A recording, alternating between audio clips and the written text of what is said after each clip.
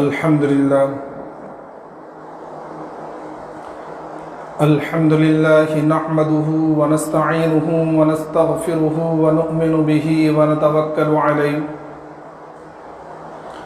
ونعوذ بالله من شرور أنفسنا ومن سيئات أعمالنا من يهد الله فلا مضل له ومن يضلله فلا هادي له ونشهد أن لا إله إلا الله وحده لا شريك له ولا نظير له ولا معين له ولا مشير له ولا مثال له ولا مثل له ونشهد أن سيدنا وسندنا وشفيعنا وحبيبنا ومولانا محمدا عبده ورسوله أما بعد فقد قال الله تبارك وتعالى في القرآن المجيد والفرقان الحميد فأعوذ بالله من الشيطان الرجيم بسم الله الرحمن الرحيم إن الذين قالوا ربنا الله ثم استقاموا تتنزل عليهم الملائكة ألا تخافوا ولا تحزنوا وأبشروا بالجنة التي كنتم توعدون صدق اللہ العظیم۔ قبل اس کے بعد شروع ہو ایک مرتبہ بلند آواز کے ساتھ درود شریف پڑھیں۔ اللہم صلی علی سیدنا مولانا محمد وعلی آل سیدنا مولانا محمد وبارک وسلم کما تحب وترضى عدد ما تحب وترضى یا کریم۔ میرے محترم بزرگوں اور دوستوں اور عزیز ساتھیوں، یہ جو قرآن شریف کی آیت پڑھی گئی ہے، یہ آیت 24ویں پارے کی سورہ حامیم سجدہ کی آیتیں ہیں، اور ان آیتوں کے اندر اللہ تبارک و تعالی نے ایمان والوں کے لیے بشارت دی ہے اور ان کو خوشخبری سنائی ہے۔ بشارت کے لیے ایمان ہونے کے ساتھ ایک شرط کا یہاں اضافہ ہے، کیونکہ سب سے پہلے تو ایمان ہی ہے۔ ایمان تو وہ اہم چیز ہے کہ جس کے بغیر نہ دنیا میں کامیابی ہے نہ آخرت میں کامیابی ہے۔ بظاہر ایمان کے بغیر لوگوں کو لگتا ہے کہ بھئی فلاں شخص تو بے ایمان ہے، وہ اتنی ترقی کر رہا ہے اور فلاں شخص اتنا اللہ کا منکر ہے، خدا کا منکر ہے، دہریہ ہے، ناستک ہے، پھر بھی اتنی ترقی کر رہا ہے۔ بظاہر ہمیں لگتا ہے۔ دیکھو، کامیابی کہتے ہیں اس چیز کو کہ جو خزانہ، جو نعمت، جو مال و دولت اس کے پاس ہو، وہ نہ کبھی کم ہونے والی ہو نہ کبھی ختم ہونے والی ہو، اور اس کے ساتھ اس کو چین و سکون نصیب ہو۔ آپ دیکھ لیجئے کہ دنیا کے اندر جتنے مالدار ہیں تو ان کے پاس جو مال و دولت ہے اس کے بارے میں وہ ہمیشہ فکر میں رہتے ہیں، کوئی غم میں رہتا ہے، کوئی خوف میں رہتا ہے۔ کسی کو یہ خوف ہوتا ہے کہ بھئی میرے پاس جو مال ہے وہ ختم نہ ہو جائے، وہ ہمیشہ اس فکر میں رہتا ہے کہ کس طرح میرا مال بچا رہے اور بڑھتا رہے۔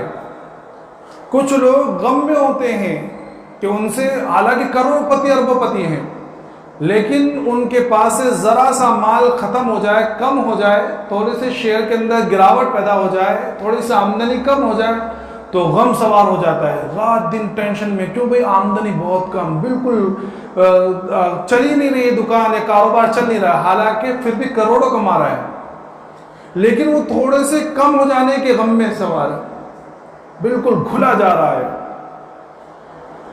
تو یہ کامیابی نہیں ہے۔ کامیابی کس کو کہتے ہیں؟ کامیابی اس کو کہتے ہیں کہ آئندہ ختم ہونے کا نہ خوف ہو، نہ اس کے غم ہو جانے کا خوف ہو، نہ کم ہو جانے کا غم ہو کہ کم ہو گیا۔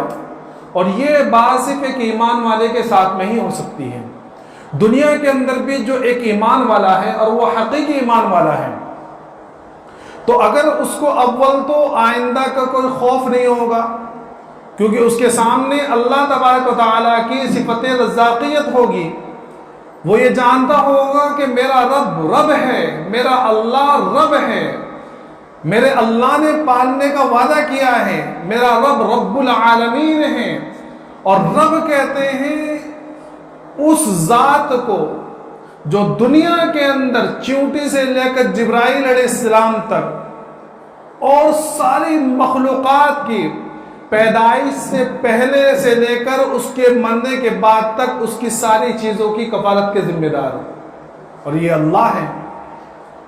تو ایک ایمان والا جب اللہ پر یقین رکھتا ہے تو اس کو معلوم ہوتا ہے کہ میرا رب میری ساری ضروریات کا کفیل ہے، وہ میری ہر ایک ضروریات پوری کرے گا، تو ظاہر سی بات ہے کہ وہ آئندہ کے لیے کبھی خوف نہیں کرے گا۔ اور اگر اس سے کوئی چیز کم ہو گئی، گھٹ گئی، اس کے کاروبار میں تھوڑی سی تنزلی آ گئی، تھوڑی سی شیئر کے اندر گراوٹ آ گئی، آمدنی کے اندر تھوڑی کمی ہو گئی، تو وہ یہ سمجھے گا، وہ اس کے اوپر صبر کرے گا، اور وہ سمجھے گا کہ نہیں، میرے رب نے وعدہ کیا ہے ان اللہ مع الصابرین، کہ اللہ صبر کرنے والوں کے ساتھ ہے۔ سمجھ میں؟ اور اللہ کی معیت جسے مل جائے، اللہ کا ساتھ جسے مل جائے، اس کے تو وارے نیارے ہیں دنیا کے اندر بھی اور آخرت کے اندر بھی۔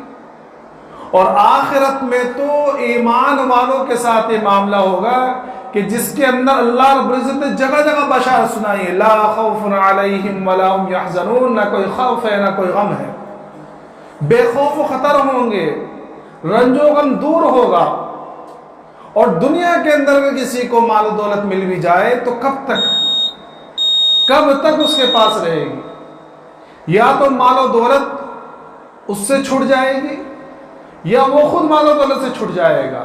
بھائی دنیا کے اندر کسی انسان کو زندگی کتنی مل سکتی ہے؟ بڑی بڑی عمروں والی قومیں آئی ہیں، سمجھ میں؟ بڑی بڑی عمروں والی قوم، ہزار سال کی عمریں، لیکن پھر بھی دنیا سے چلی گئی۔ بڑے بڑے مالدار آئے ہیں، ایسے مالدار، قارون کے بارے میں آیا ہے کہ اس کے خزانوں کی چابیاں، سمجھ میں؟ اس کے خزانوں کی چابیاں اٹھانے کے لیے کئی طاقتور لوگ لگا کرتے تھے جو صرف اس کے خزانے کی چابیاں اٹھایا کرتے تھے۔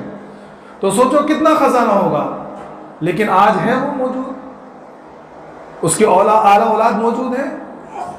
اگر ہم نام بھی لیتے ہیں تو لعنت کے ساتھ نام لیتے ہیں۔ کوئی شخص اپنے بچے کا نام قارون رکھنا پسند نہیں کرتا، کیوں؟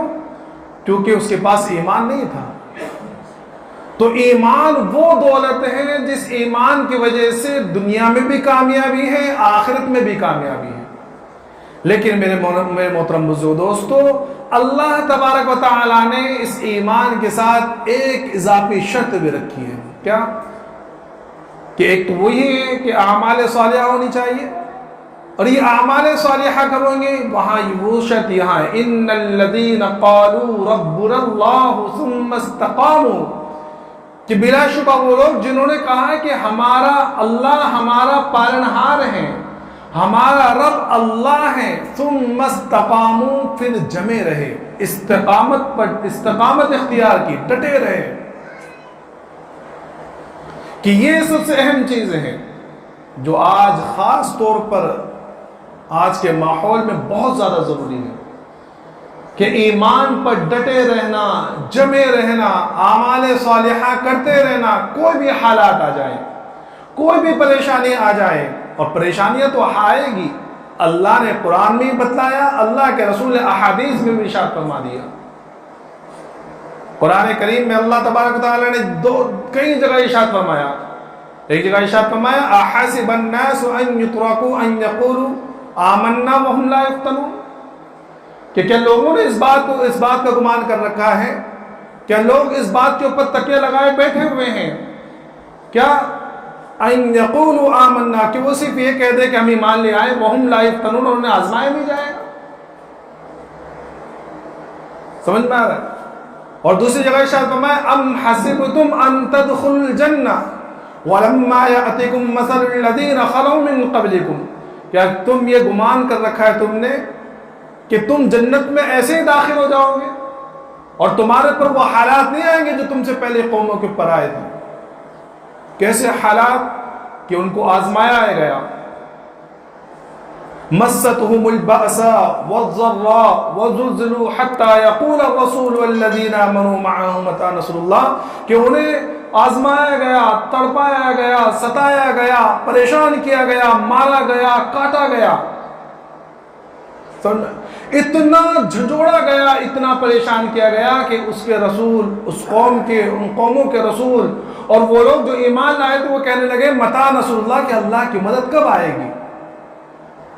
اس وقت اس کے بعد میں پھر اللہ کی مددیں آئیں۔ تو ہم یہ گمان نہ کریں کہ بھئی ہمارے پر کوئی آفات نہیں آئے گی، پریشانی نہیں آئے گی، پریشانیاں تو آئیں گی، حالات آئیں گے۔ اور پہلے کیا فرمایا کہ جب تک وہ حالات نہ آ جائیں، جب تک جو پہلے امتوں پر آئے تھے، پہلے امتوں پر کیسے حالات آئے کہ اللہ کے رسول صلی اللہ علیہ وسلم کا پاک ارشاد فرمایا کہ ایسے ایسے حالات آئے پہلے قوموں پر کہ ایمان لانے کی بنا پر ان کے گوشت کو لوہے کے کنگے سے اتروا دیا گیا، ان کی ہڈیوں سے گوشت کو زندہ حالت میں نکلوا دیا گیا، چمڑیاں ان کی کھالوں کو کھینچ دیا گیا زندہ ہونے کی حالت میں، ان کے اوپر ان کی زندگی زندہ ہونے کی حالت میں ان کے سروں کے اوپر آریاں چلائی گئی ہیں، ایسے حالات آئے ہیں۔ تو ایسے حالات تو یہ نارمل چیزیں ہیں اس امت کے اوپر، بلکہ جو اس امت سے وعدے ہیں اس امت کے اعتبار سے تو اس سے زیادہ حالات آئیں گے کہ اللہ کے رسول صلی اللہ علیہ وسلم فرمایا کہ آخر زمانے کے اندر قیامت کے موقع پر یہ جو سال اور یہ جو دن چل رہے ہیں یہ بالکل قرب قیامت کے دن ہیں، سمجھ میں آ رہا ہے؟ تو ان ایام کے اندر ان سالوں کے اندر اللہ کے رسول صلی اللہ علیہ وسلم فرمایا یا استقامت اختیار کرنا، استقامت اختیار کرنا، ایمان پر جمے رہنا اس زمانے کے اندر ایسا ہوگا جیسا کہ اپنے ہاتھ کے اوپر جلتا ہوا انگارہ لینا۔ یہ استقامت ایسی چیز ہے۔ ایک کسی بزرگ نے اللہ کے رسول صلی اللہ علیہ وسلم کو خواب میں دیکھا، تو دیکھا کہ بال جو ہیں آپ کے سفید ہو رہے ہیں، تو خواب میں انہوں نے پوچھا کہ یا رسول اللہ آپ تو بوڑھے ہو گئے، تو اللہ کے رسول صلی اللہ علیہ وسلم فرمایا کہ مجھے سورہ ہود نے بوڑھا کر دیا۔ کیا مطلب کہ سورہ ہود کے اندر یہ آیت ہے فَاسْتَقِمْ كَمَا أُمِرْتَ، کہ اللہ کے رسول آپ جمے رہیں جیسا آپ کو اللہ کی طرف سے حکم دیا گیا ہے، استقامت اختیار کیجئے۔ تو ظاہر سی بات ہے کہ اللہ کے رسول صلی اللہ علیہ وسلم تو استقامت اختیار کیے ہوئے تھے، آپ سے زیادہ جمنے والا ڈٹنے والا کون تھا دنیا کے اندر؟ تو پتہ چلا کہ اللہ کے رسول صلی اللہ علیہ وسلم کو مخاطب کر کے یہ حکم اصل میں اس امت کے لیے ہے کہ جمنا ہے، اپنے ایمان کو بچا لینا ہے، کہ جتنا قیامت کے قریب زمانہ آتا جائے گا اتنا ایمان پر جمے رہنا مشکل ہوتا جائے گا۔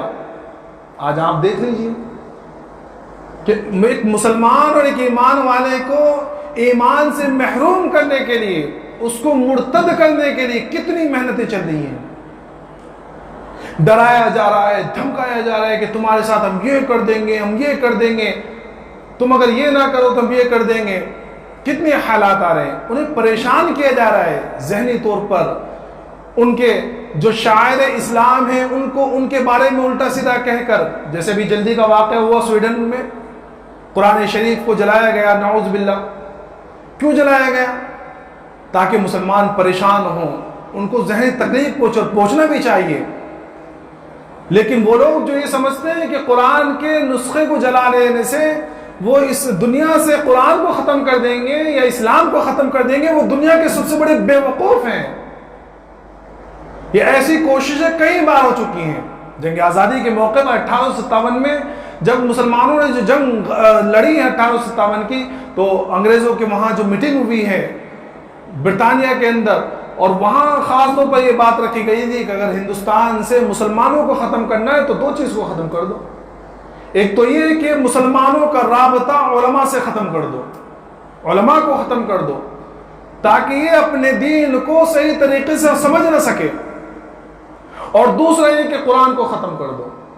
تو ان لوگوں نے کوشش کی اس زمانے کے اندر، اور لکھا ہے تاریخ کے اندر 3 لاکھ قرآن شریف کے نسخے جلائے گئے ہیں۔ کیا فائدہ ہوا؟ ہندوستان سے اسلام مٹ گئے، مسلمان ختم ہو گئے، قرآن ختم ہو گیا؟ نہیں، بلکہ مسلمان بھی بڑے ہیں، قرآن بھی بڑا ہے۔ اور آپ اس زمانے کے اعتبار سے آج دیکھ لیجیے کتنے حفاظ کلام ہیں، سمجھ میں؟ تو یہ ناپاک کوششیں کی جا رہی ہیں، لیکن ان حالات میں ہمیں جمنا ہے۔ ہم دیکھیں، کوئی اگر ہمارے نعوذ باللہ ہمارے قرآن کو اگر کوئی جلائے تو ہم جواب میں ان کی کتابوں کو نہیں جلائیں گے۔ ہم نے اسلام نے ہمیں یہ تعلیم نہیں دی ہے، اس طرح ہم ان کا جواب نہیں دیں گے۔ ہاں، دوسرے جو رائے ان کو اختیار کر سکتے ہیں، ہم احتجاج کریں، اس کو برا سمجھیں، تکلیف ہو ہمیں۔ افسوس اس بات کا ہے آج ہمیں کہ امت اتنی غافل اپنے حال سے، بحیثیت مجموعی اپنا حال تو جانتے کہ میں غریب ہوں، میں پریشان ہوں، میرے پاس یہ آفت یہ آفت، امت کے اوپر کیا حالات آ رہے ہیں، بہت زیادہ غفلت میں۔ کتنے لوگ تو ایسے ہوں گے جن کو معلوم بھی نہیں ہوگا کہ یہ ہوا ہے، سمجھ میں آ رہا ہے؟ کیونکہ ہم جاننے ہی نہیں چاہتے، ہم اپنے آپ میں بندھے ہوئے ہیں۔ تو اگر یہ حالات ہمیں معلوم ہو تو ہمارے دل میں کم از کم یہ ایک تکلیف تو ہو کہ بھائی ہمارے قرآن کے ساتھ یا ہمارے شعائر کے ساتھ جو ہے اس طرح کے معاملے ہو رہے ہیں، یا اللہ کے جو شعائر اللہ ہیں، یا ہمارے جو اللہ اور اس کے رسول کے جو احکامات ہیں ان کو دبانے کی، ان کو مٹانے کی کوشش کی جا رہی ہے، کم از کم تکلیف تو اس کا جواب یہ نہیں کہ ہم ان کی کتابوں کو جلائیں، اس کا جواب یہ ہے کہ وہ قرآن کو مٹانا چاہتے ہیں، ہم قرآن کو آباد کر کے دکھائیں گے، قرآن کو پھیلا کر دکھائیں گے۔ اور یہ کب ہوگا؟ جب ہم قرآن کو خود سیکھیں گے، اپنے اولاد کو سکھائیں گے، قرآن پر عمل کریں گے۔ سمجھ میں کہ قرآن پر عمل کریں، قرآن کو سیکھیں۔ آج مسلمانوں میں کتنے لوگ ہیں جو قرآن کو پڑھتے ہیں صحیح طریقے سے؟ نہ پڑھتے ہیں، نہ پڑھنے کی کوشش کرتے ہیں، بس زندگی گزری جا رہی ہے۔ قرآن وہ جو بچپن میں پڑھا تھا وہی پڑھ لیں، کیا پڑھ لیں کچھ معلوم نہیں، پڑھتے پڑھتے خود کو بد دعائیں دے رہے ہیں قرآن شریف کی زبان میں، کیونکہ قرآن کو اگر صحیح طریقے سے اگر پڑھیں گے نہیں اور کوشش بھی نہیں کریں گے، بس پڑھ لیں، تو قرآن یہ کل قیامت میں ہمارے خلاف گواہی دے گا۔ اس بات کو ذہن میں رکھیں۔ تو جو بھی حالات آ رہے ہیں، ان حالات میں اپنے ایمان پر جمے رہنا ہے، اور یہ جمیں گے کب؟ صرف زبانیں کہنے سے نہیں جمیں گے، ہمیں ضرورت اس بات کی ہے کہ ہم حالات کا مقابلہ کرتے ہوئے ایمان کو سیکھیں، ایمان کو جانیں۔ ہم آج تک ہم نے ایمان کو سمجھا ہی نہیں ہے، ہمارا عقیدہ کیا ہونا چاہیے، ہماری شریعت نے ہمارے اوپر ہر حالات کے اندر کیا کیا احکامات ہمارے اوپر لاگو کیے ہم جانتے ہی نہیں۔ اور ہمارا رب، ہمارے رسول ہم سے کس موقع پر کیا مطالبہ کرتے ہم جانتے ہی نہیں، بس زندگی گزری جا رہی ہے، زبان سے ہم کہہ رہے ہیں آمنا، ہم ایمان لے آئے، ہم کلمہ پڑھ رہے ہیں، لیکن اس کلمے کے تقاضے کیا ہے کبھی ہم نے جاننے کی کوشش کی ہے؟ ہم جمعے کی نماز پڑھ کے یہ سمجھتے ہیں کہ ہم نمازی ہیں، ہم 2-3 احکام کے اوپر عمل کر کے سمجھتے ہیں کہ ہم بڑے مسلمان دیندار ہیں۔ نہیں میرے محترم بزرگ دوستوں، یہ حالات بڑے خطرناک ہیں، کہ یہ وہ حالات ہیں جن کے بارے میں آقا مدنی محمد عربی صلی اللہ علیہ وسلم نے آج سے 1400 سال پہلے یہ ساری چیزیں بتلائی ہیں کہ ایسے ایسے حالات آئیں گے۔ ان حالات کو پڑھیے، کبھی ان پیشن گوئیوں کو پڑھیے کہ اللہ کے رسول صلی اللہ علیہ وسلم نے آج سے 1400 سال پہلے کیا کیا فرما کے گئے، کہ وہ حالات ہیں۔ فرمایا کہ ایسا ہوگا، ایسے حالات آئیں گے کہ ایمان والا رات میں سوئے گا تو مومن ہوگا، جب صبح میں اٹھے گا تو کافر ہوگا۔ صبح ایمان کی حالت میں کرے گا، شام ہوتے ہوتے وہ کفر کی حالت میں ہوگا۔ کتنے یہ پرفتن حالات یہ چل رہے ہیں، اور یاد رکھیں کہ یہ وہ حالات ہیں کہ سب جتنے بھی مخالف اسلام کے ہیں وہ جانتے کہ دیکھو ہم مسلمانوں کو یہ کہہ گئے کہ تم ایمان چھوڑ دو، کبھی مرتد نہیں کر سکتے، کبھی ایمان سے نہیں پھر سکتے۔ کبھی تمہیں ایسے لوگ بہت کم، اللہ ماشاء اللہ بہت کم ایسے ملیں گے جو یہ کہیں گے کہ بھئی تم ایمان کو چھوڑ دو. نہیں، وہ لوگ اس طریقے سے تمہیں ایمان سے محروم کریں گے کہ تمہیں معلوم بھی نہیں ہوگا کہ تم ایمان سے نکل چکے ہو. اس طرح محروم کریں گے. ہم بظاہر سمجھتے ہوئے ہوں گے کہ مومن ہیں، ایمان والے ہیں، لیکن ایمان سے محروم ہوں گے. ایک بزرگ کے بارے میں بہت کتاب کے اندر میں نے واقعہ پڑھا تو سوچو کب کا واقعہ ہوگا کہ وہ بزرگ جو ہے قبرستان میں رہا کرتے تھے، لیکن جب بھی کوئی جنازہ آتا وہ نماز نہیں پڑھتے. کئی مہینے گزر گئے، کسی نے ان کو نماز جنازہ پڑھتے ہوئے نہیں دیکھا. ایک مرتبہ ایک جنازہ آیا تو وہ جنازے کے اندر شریک ہوئے، نماز پڑھی انہوں نے.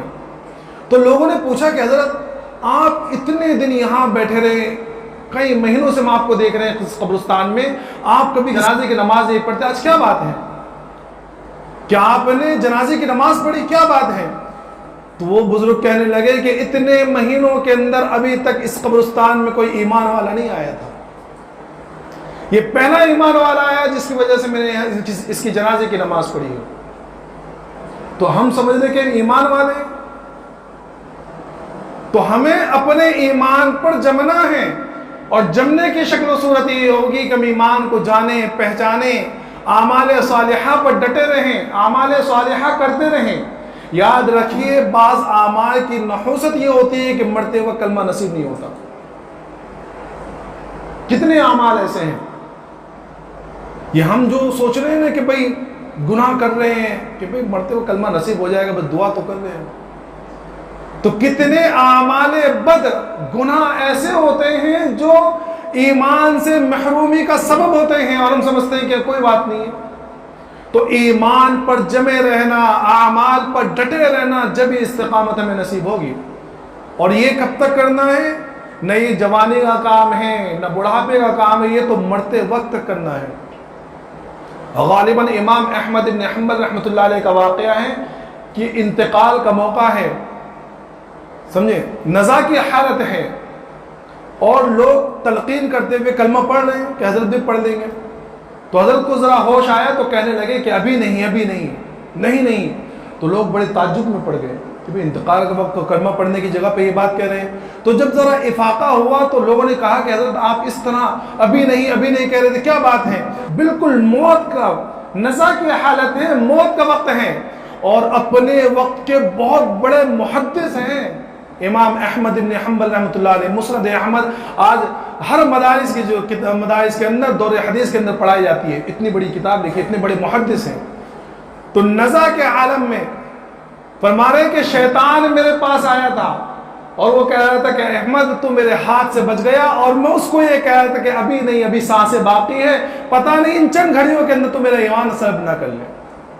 تو اتنے بڑے محدث، سمجھ میں آ رہا ہے، ایسے شخص کو اپنی نزا کے آخری گھڑیوں کے اندر ایمان سے بے فکری نہیں ہے. اور ہم نہ ہمارے اعمال درست ہیں، نہ نمازیں درست ہیں، زندگی گناہ میں گزر رہے اور ایمان سے بالکل بے خوف و خطر گھوم رہے کہ ہم تو ایمان والے ہیں. یہ ہمارے زندگی گزارنے کا طریقہ ہے. تو میرے محترم بزرگ دوستو، بہت ڈرنے کی چیزیں ہیں، بہت ڈرنے کی چیز. یہ جو پرفتن ماحول ہے اس کے اندر اپنے ایمان کی فکر کریں. سمجھے، یہ دنیا ہے کٹ جائے گی، کٹی کوئی آج تک نہیں بچا. انسان صرف اس بات کے اوپر فکر کر لینا، غور کر لے اس بات کے اوپر کہ بھئی کون زندہ رہا ہے. بھئی ہم خود پیدا تو نہیں ہوں گے، ماں باپ تھے ہمارے ماں باپ کے ماں باپ تھے، وہ ہیں زندہ. بھئی کسی کے چلو دادا ہو جائیں گے زندہ، اس کے بعد کتنی نسلیں زندہ ہیں. سب کو مرنا ہے، تو ہمیں بھی تو مرنا ہے. تو مرنے کے بعد والی زندگی کی فکر کریں. دنیا تو گزر جائے گی، ہر ایک کی گزر رہی ہے، جھوپڑے والوں کی بھی گزر رہی ہے. بلکہ جھوپڑے والوں کی جو رات ہوتی ہے نا، وہ مالداروں سے زیادہ پرسکون ہوتی ہے. جہاں لیٹ جائے وہاں نیند. اور مالدار بہترین قسم کے جو ہے گدے بچھے ہوئے ہیں، اے سی چالو ہے، کروٹیں بدل رہے ہیں، گولیاں کھا رہے ہیں، گولیوں نے بھی اثر کرنا چھوڑ دیا. تو زندگی ہر ایک کی کٹ رہی ہے. ایمان کو بچائیں، اپنے ایمان کے اوپر محنت کریں، اعمال پر جمے رہیں. اور جب اعمال پر جمے رہیں گے اور استقامت اختیار کریں گے تو اللہ کی طرف سے کتنے وعدے، تتنزل علیہم الملائکہ، کہ کل قیامت میں فرشتے ان کے اوپر آئیں گے، فرشتے ان کے پاس آئیں گے، بشارتیں دیں گے فرشتے کہ تمہارے پر نہ کوئی خوف ہو نہ غم ہو تمہیں، اور اللہ کی طرف سے جنت کے وعدے کہیں، اور اللہ کی طرف سے جنت کے وعدے سنائیں گے، اور خاص تو پڑھیں گے وَلَكُمْ فِيهَا مَا تَشْتَهِي أَنفُسُكُمْ، کہ دنیا کے اندر جس چیز کے اوپر تم مرے جا رہے تھے، جو تمہاری خواہشیں تھیں، وہ ساری خواہشیں جنت میں پوری کی جائے گی۔ دنیا میں کیا چاہتے ہیں ہم؟ کہ جوانی ہو، طاقت ہو، کبھی گھٹے نہ ہو، مال ہو کبھی کم نہ ہو، زندگی ہو کبھی موت نہ ہو۔ کل قیامت میں ساری چیزیں آخرت میں جنت میں جب چلے جائیں گے، جب دنیا سے ایمان کو بچا کر جائیں گے تو اللہ ساری چیزیں عطا فرمائیں گے۔ وہ زندگی عطا فرمائیں گے جس کے بعد کبھی موت نہیں ہوگی، وہ جوانی عطا فرمائیں گے جس کے بعد کبھی بڑھاپا نہیں ہوگا، اور وہ مال عطا فرمائیں گے جس مال کے کم ہونے کا کبھی کوئی غم نہ ہو، نہیں ہوگا، بلکہ بڑھتا جائے گا، بڑھتا جائے گا۔ ساری جتنی نعمتیں وہ بڑھتی جائے گی، کمی کبھی نہیں ہوگی جنت میں۔ تو میرے محترم بزرگ دوستو، ایمان کی فکر کریں۔ اللہ تبارک و تعالیٰ تمام کو دنیا سے ایمان کے ساتھ جانے کی توفیق عطا فرمائے، اور دنیا میں رہتے ہوئے اسلام پر عمل کرنے کی توفیق عطا فرمائے۔